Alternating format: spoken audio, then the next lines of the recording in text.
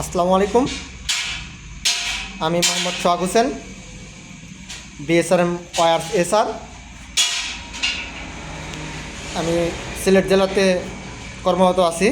আমাদের এই মেশিনটা হচ্ছে বিএসআরএম অ্যারন 200। বিএসআরএম অ্যারন 200, এটার ওয়েল্ডিং কারেন্ট হচ্ছে 200 পর্যন্ত। মেশিনটা খুবই ভালো মানের। এই মেশিনটার দাম হচ্ছে 19,000 টাকা।